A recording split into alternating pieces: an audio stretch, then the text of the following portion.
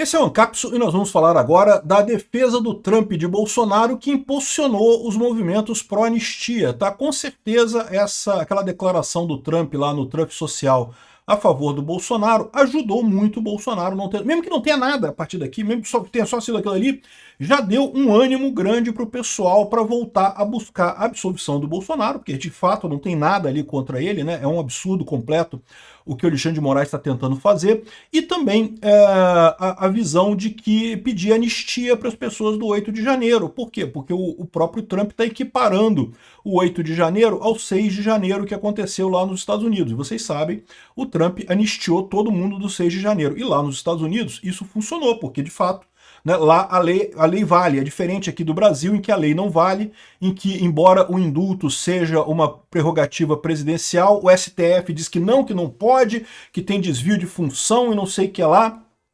Então, essa é a situação. Vamos entender em que pé está a anistia e qual a possibilidade disso ser votado no Congresso nos próximos dias, né? Bom, essa notícia foi sugerida por um dos 213 milhões de tiraninhos, Bolsolavo e várias outras pessoas. Obrigado aí ao pessoal que sugeriu notícias lá no nosso site, no visãolibertaria.com. E obrigado a você que está assistindo o nosso vídeo. Se você gosta do nosso conteúdo, por favor, deixe o seu like e se inscreva aqui no canal, né? Pois bem, a defesa do Trump, a Bolsonaro impulsionou esses movimentos pró-anistia, né? O pessoal está comentando aqui que deu um ânimo todo grande nisso daqui. A mera manifestação do Trump abriu um canal de esperança para os apoiadores de Bolsonaro, que veem nesse gesto a possibilidade de pressão internacional. Além disso, o movimento pela anistia dos envolvidos no evento de 8 de janeiro, que parecia engavetado no projeto, no Congresso, ganhou novo fôlego. Na verdade, em momento algum, isso estava engavetado, tá? O que estava acontecendo era justamente que o Hugo Mota, para fazer acordo com o governo federal, estava segurando esse tema por enquanto, mas uma vez que o governo federal decidiu abrir guerra contra o Hugo Mota, né, o Hugo Mota estava se sentindo novamente tentado a botar para votar isso daí, né? E o analista que foi entrevistado aqui pela CNN ressalta que a declaração chega no momento oportuno para Bolsonaro, que está debilitado por orientação médica, impossibilidade de cumprir a agência intensa de compromisso no país e coisa e tal. Isso serve como um contraponto à percepção de isolamento do presidente. É mais do que isso, né? Porque o que eu falo para vocês, o grande desafio nessa coisa toda é você chegar nas pessoas que não estão preocupadas com política. Nós que conversamos sobre política diretamente aqui e estamos mais à direita, a gente sabe que esse processo contra o Bolsonaro é uma besteira enorme. O pessoal da esquerda também sabe que esse processo é uma besteira enorme, mas eles não vão dar o braço a torcer, não, tem que condenar, golpe de Estado e não sei o que lá e coisa e tal, porque é o partidarismo deles, né? Agora, tem um grupo grande de pessoas no meio do Brasil ali que não está tão interessado em política no final das contas, que não está acompanhando esse negócio. E para essas pessoas, o STF está julgando Bolsonaro por um golpe de Estado. Para essa pessoa que não está nem aí, que só se informa pela Rede Globo, ela acha que, não, então teve mesmo, né? O STF está julgando e coisa e tal. Essas pessoas, elas vivem de pouca informação que sai da bolha, que fura da bolha, né? E aí, essa fala do Trump certamente furou a bolha, meu amigo. O pessoal pode querer, pode não querer, furou a bolha.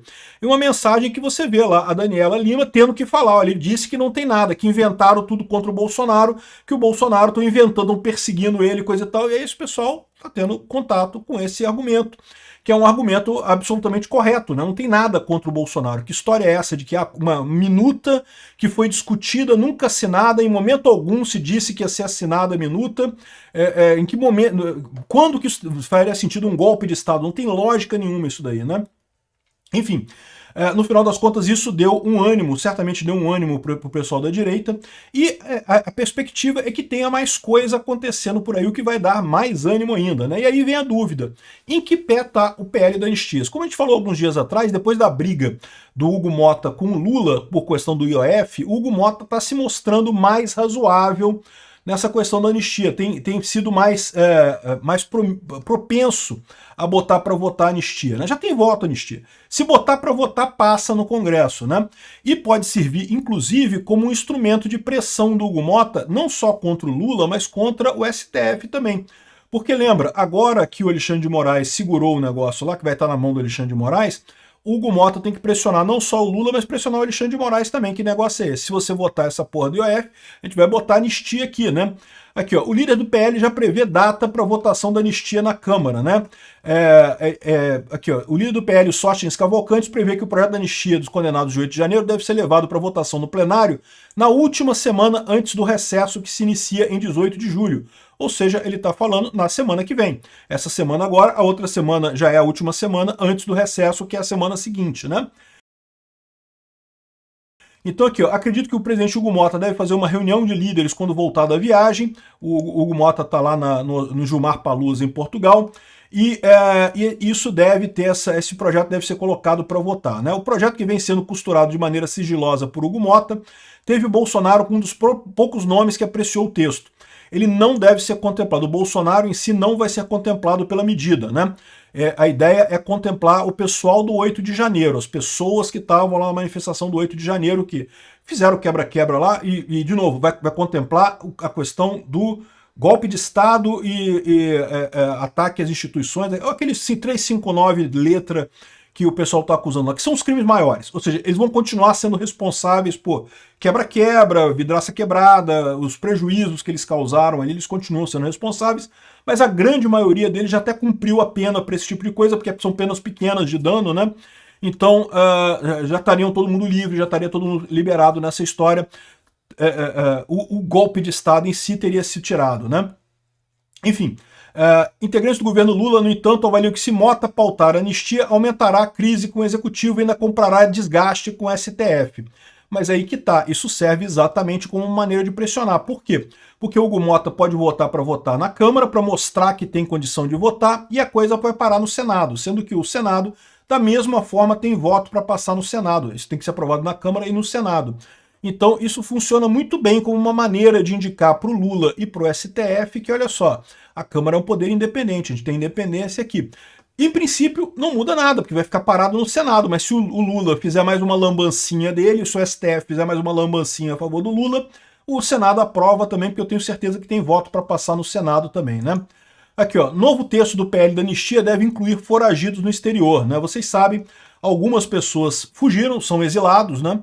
Se exilaram tanto na Argentina, outras nos Estados Unidos e coisa e tal, e a ideia é que isso também abrace essas pessoas que estão exiladas no exterior. Novamente, o Bolsonaro não vai estar nessa anistia, e não precisa, porque Bolsonaro não tem ligação nenhuma com o 8 de janeiro, né? Esse é o grande ponto. O Alexandre de Moraes, ele sabe que se não tiver o 8 de janeiro, ele não tem nada para acusar de golpe. A verdade é essa. Bolsonaro não fez nada, ele não deu golpe, não tentou nada, né? Ele precisa dessa confusão do 8 de janeiro para tentar alguma coisa contra Bolsonaro. No momento que anistiar o pessoal do 8 de janeiro, isso acaba beneficiando o Bolsonaro também, né? E com esse apoio do Trump na história toda, ficou muito positivo realmente.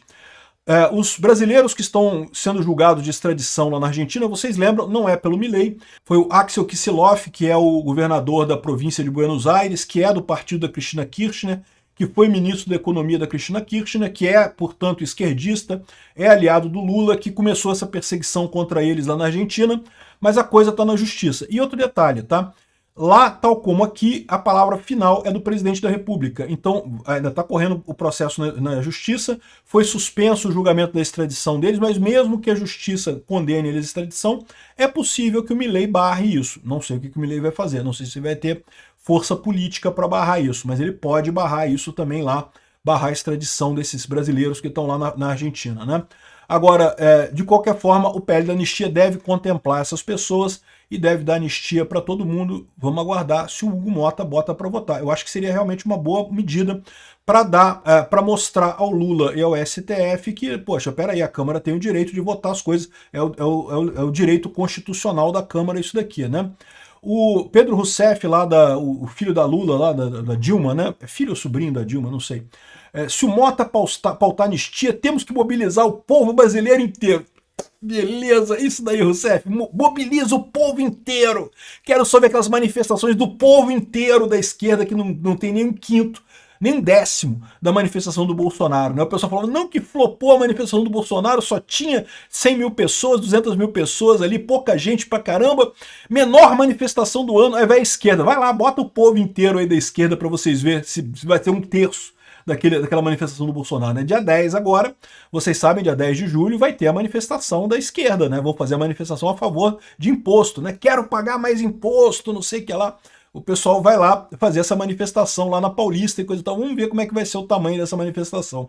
E aí vai ser engraçado com a questão da anistia também. Eles não têm apoio popular, a verdade é essa. A anistia é demanda popular no final das contas.